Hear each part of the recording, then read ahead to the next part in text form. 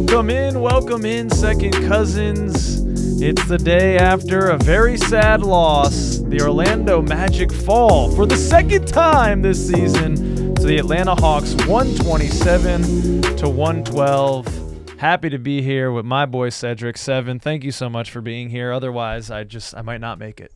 Seven. It's okay, man. I'm here. I got your back. I'm here for emotional support. Thank you, sir. Thank you. Oh, man. How did we lose? Worse than the first time when the Hawks are without their best player in Trae Young. And I don't get it. We got shellacked, Seven. We got shellacked. And it's just infuriating to me that, all right, if the excuse, and my excuse for this team has been, we're gelling. It's going to take some time. We're going to get there. There's plenty of talent on the team. And yes, I still do believe that. All of those things are true. But same thing with the Hawks. The Hawks are integrating more guys than we are. So they're dealing with the same uphill battle, the same trying to mesh situation that we're dealing with. And why are they just looking so much damn better than us? Seven, what's going on?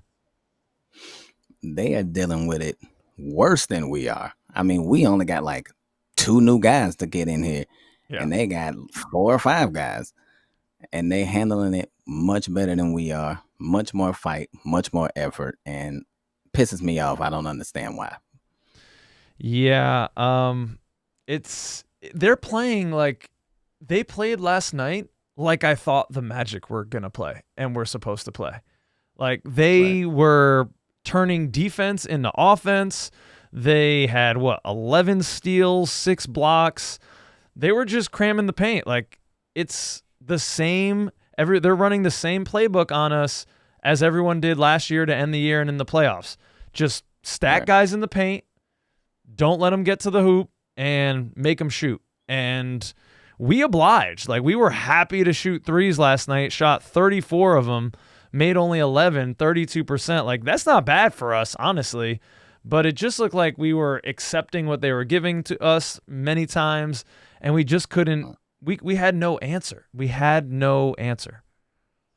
The ending 32% is not bad, but like the first few quarters of that game, it was atrocious. Like we couldn't make a single three.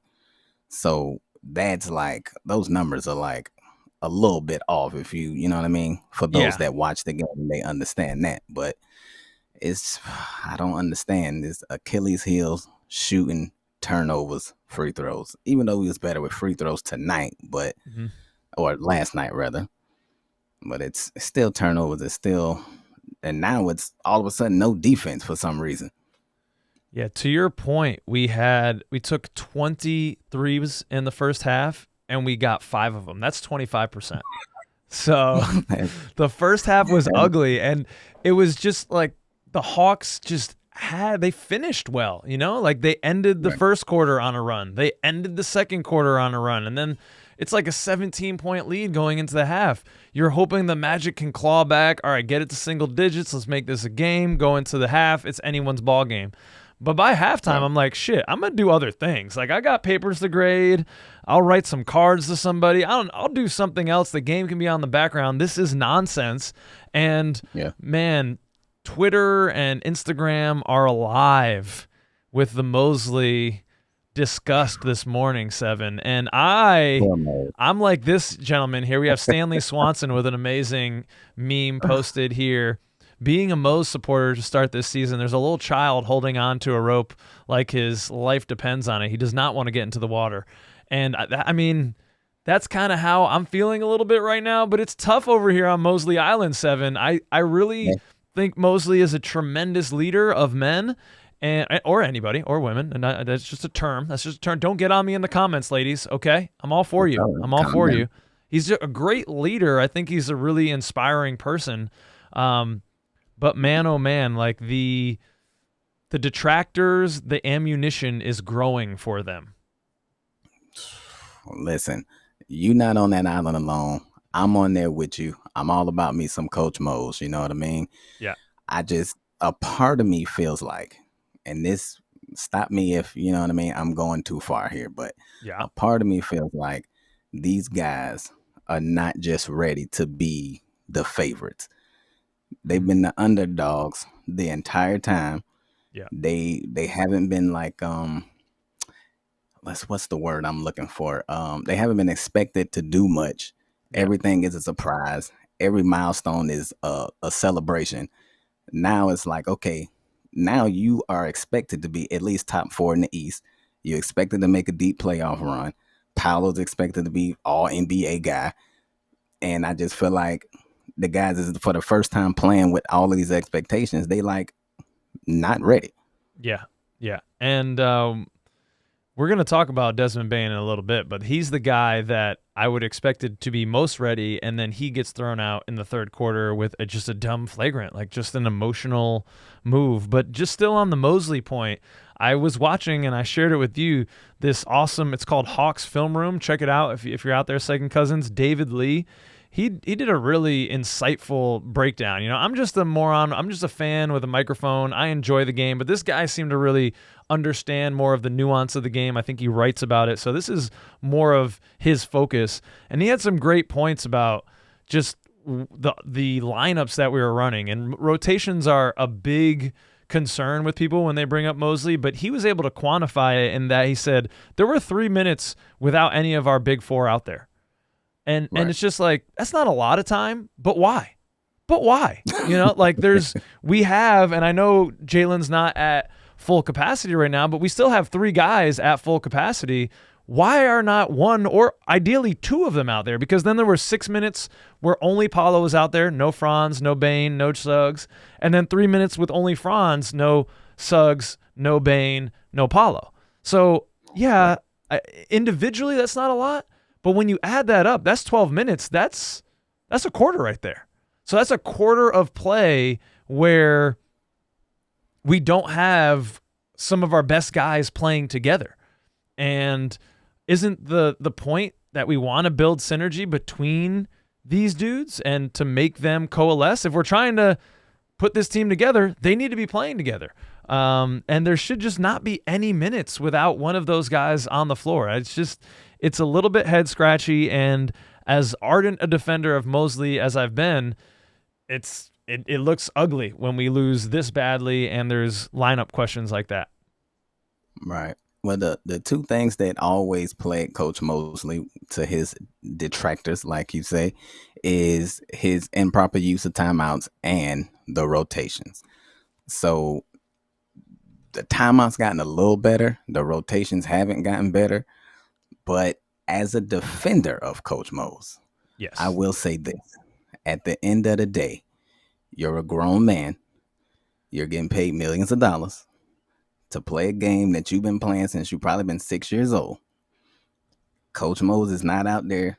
He can't help you keep your man in front of you. Mm-hmm. He can't help you not turn the ball over. He can't help you make dumb plays like Jalen Suggs was making all last night. Oh. He can't help you making stupid fouls like Desmond Bane. Like, it's certain things that the coach just can't do. Yeah. And to his credit, he took accountability for it, even though a lot of it still lies at the feet of the players. Like you said, 30 fouls. Right. It's not Mosley out there hacking. We know the defensive ideology works. We've seen it multiple seasons in a row now. So there's an execution problem here as well. And that's not the fault of Mosley. He did take the blame, though. So that's the type of leadership I like when guys do that. The last question about Mosley, and then we can go on to Bane real quick, was I can't find this, Second Cousins. I was looking for it. On-ball percentage.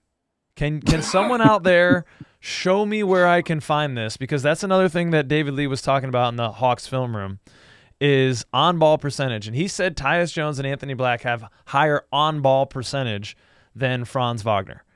And that's different than usage. Usage is how often a player finishes a play, either by a shot or I guess a turnover or something like that. And so Franz has a much higher usage. He's second on the team at 23.7%. He's ending plays. But I think what detractors might say is he's been our most consistent player. He's awesome as a 6'10" forward with the ball in his hands. He can make guys miss, and he changes directions and changes speeds like a guard. Why doesn't he have the ball more?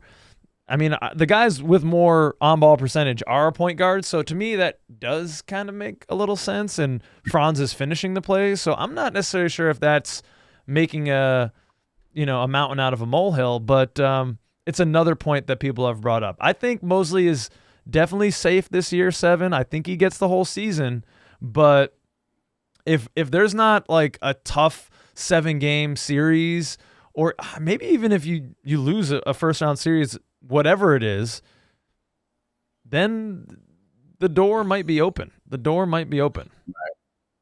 Well, my answer to your question is pretty much what you said. Like the whole point of the last few years, fans have been talking about, oh, we need more point guards. We need an actual point guard. So we can't be upset that he's giving the ball to the point guards that we brought on the team when that's what we've been asking for. Yeah. You know what I mean? And like you said, Franz, the person who's supposed to finish, is still finishing. So like, it seems like it's probably one of those like plus minus stats where it's like it looks good when it's good and then it looks bad when it's bad. But like, who cares at the end of the day? Yeah. Wow. Plus minus. Did we have anyone in the positive last night? Paulo Banchero was a +2, and what was Tristan da Silva? Noah Penda was +1. Tristan da Silva was 0. He was even. But let's talk a little bit about Bane, man, because that was okay. Hold on, wait. Okay. Before we move to Bane, I got another coaching question. Okay. Do you feel like outside of Mosley, like we got 2 new coaches, correct? I know the oh my God, this is embarrassing now. The gentleman that we got from Joe Prunty from the Milwaukee Bucks. He was supposed to be like the offensive coordinator coming in for us. Right. I don't know if we got anyone else. We got him, and we got Shammgod. Yeah. Right. Yeah. So do you feel like that has anything to do with like what's going on right now? Because like nothing has changed in the last few years. Only one roster spot really changed, and like the whole team feels different. So I'm like wondering, like maybe it's that. Yeah, I think there's definitely, I mean, I think it's got to be Joe Prunty that got in Mosley's ear about this pace stuff, about like really trying to get the ball up and let's get over the timeline with 21 and let's really push it. And I think maybe that seems like it's the biggest adjustment, right? Because the Hawks added guys, we added guys. The Hawks didn't change their ethos of how they play, though. And it seems like we really are trying to do that on the offense. And hey, by the way, Magic fans, we fucking need to do that, right? Our offense has been shit for a couple of years. So I'm not mad they're trying to tinker with something, but maybe we've like, a little bit too much this way and we need to just dial it back a little bit, or the players need to really understand what it is that the coaches are wanting them to execute. Again, execution important, because it seems like sometimes the players have received the message that I'm supposed to get the ball and run like a bat out of hell, like there's a fucking firecracker in my butt crack, and just run down the court with reckless abandon and try to get to the hoop, even if it's a 4-on-1. It doesn't matter, just get the ball down there. And hearing Mosley talk about it in press conferences, it doesn't seem like that's really what he wants. He doesn't want the guys taking bad shots, but he does want to force the ball up quickly, see if there's gaps in the defense to take, and if not, get into the offense earlier in the shot clock. So maybe that's the growing pains that's really causing what we're seeing here, and that does have to be connected in a way to Joe Prunty, I would imagine. Yeah, it seems that way. You know what I mean? But like you said, it's one thing to run like a bat out of hell and be reckless, and it's another thing to speed up the pace, get across the line, and have more time to set up your offense. Or like try to throw a behind the back pass when you're down by like 15, like Jalen Suggs did. I don't even know. I was just like, what the fuck are you? What is happening, Jalen? Why would you do that, man? Make the right play. And talking about right plays, Desmond Bane's supposed to come in here and be the vet. I know he's only 27. I got a decade on the young man. But it's like, yo, you're supposed to be the guy that cools things down. And maybe that's on me. I haven't watched a lot of Desmond Bane. Maybe he is a hothead and that's just kind of how he plays. But, bro, how are you going to get tossed in the third? Like, there was still 5 or 6 minutes left in the third. I know we were down by whatever, 15, 16, 17, name your poison. but there's plenty of game there. Like that is easily comebackable, and we need your primary skill that you came over here for, which is to shoot 3-point shots. And it has not been pretty for Desmond Bane. And Brett James says, why did the Magic mortgage a large chunk of their future for Bane? He scored 9 points, 3 boards, 2 assists in the Hawks game. Against the Wizards, he had 5, and 2 steals. Against the Hornets, he had 9 points, 4 boards, 7 assists. And against, who was that last game? I can't see it there. 12 points. Detroit, 12, 5, and 2. So, yeah, the stat lines haven't been pretty, but I'll come to his defense a little bit. I do like what I see, like the flashes of Desmond Bane that I like, how he can kind of get to the hoop on his own, create his own shot, the off-the-dribble threes, coming around screens and shooting above defenders who go below the screens.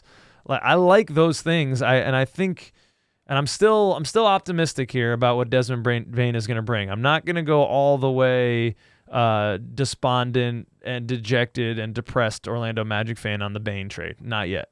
How about you, Seven? I'm not there yet either. I'm pretty pissed though because I mean we went through this. We went through this last year with KCP, and I'm just having flashbacks, dude. I'm like, please do not be the same person that we just got rid of. You know what I mean? Yeah. And I won't say this: upset, angry, but it's still only 8 games in to an 82 game season. Yeah. So I'm not hitting the panic button yet. I'm not ready to flip out yet. I'm not burning any jerseys. But I expected to see more from Desmond. I mean, he's turning down open shots. It's like, bro, we brought you here to shoot threes. Shoot the damn 3. I don't care if you make it or miss it. Just stop turning them down. They're open. Yeah, I know. It's like on the back of your card, you're taking 7 to 8 threes a game, and last night, well, you got kicked out last night, but I mean, you went 2 for 4 last night, which isn't half bad. I mean, I like that part of it. Right, and the guy got kicked out. I know. What if you would have gone 2 for 4 to the rest of the game? You know, we could have used those 6 points or 3 for 4. That would have been nice. 9 points. Come on, now we're talking. Now it's 121, 127. This is anyone's game. Come on, Desmond. Imagine in the fourth quarter, we actually got it down to like 9 or something like that. Like if he was still in the game, who knows? Yeah. And the Desmond Bane, Paolo Banchero pick and roll is one of the only things that was working for us for a little while there. So it's like, yeah, we really needed you. I'm not ready to jump ship on Desmond Bane, though. He went for over 20 in the first game, and I don't think KCP ever did that. The potential's there. We just gotta, we've seen it. Yeah, we gotta put the fertilizer in and be a little patient, perhaps, Magic fans. Let's see here. What else we got on the docket? I mean, we did have a bright spot in Tristan da Silva again. It seems like night after night that we got on here, Cedric, it's like we're searching for, okay, what's the bright spot? Tristan da Silva, 25 minutes, 20 points, 4 boards, 2 assists, 2 steals, 8 of 11 from the field, 4 of 5 from 3. I mean, isn't that just a beautiful sight to behold? Is that I know it's a season high, but is that his career high? Did he have a game over 20 last year? Do you remember, Seven? I don't believe he did. All right, let us know in the comments, Second Cousins. How you feeling about TDS? I'm feeling pretty good about TDS, you know, except for that fourth quarter a little bit. He was, doing some questionable things. But this is the positive side. We talking positive. Yeah. So, I love me some Bronze Franz. Yeah. So I'm all about TDS. He's got a lot of poise, all kind of talent, the handle, the post, the jumper, obviously, as you just pointed out, his 3-point percentage. Yeah, man. So, and he's not a cone on defense. So, I love that. Yeah. Yeah. So that's hopefully we can continue to see more TDS minutes. I think he has certainly asserted himself for me as probably our most important bench player. Anthony Black is there only because of some of the things he does on ball. But those two guys are neck and neck. They're vital. That's like the only life that we have coming off the bench. I know Coach has enjoyed playing a little Noah Penda here and there. There was the Pistons game where he went with Penda instead of TDS. Coach, let's not give the haters any more. It's not even hate. It's legitimate concern, critique. Let's not give the critiques any more ammunition here. Can we let's not do that anymore. Just put Tristan in the game. Please. Noah can come in once in a while, but Tristan gets those minutes, please. I know you're grasping at straws, Coach Mose, but that's a straw you should leave alone. Let that one go. He's good. We go 2-3 on this road trip. Definitely disappointing. I was hoping to come out at least over 500.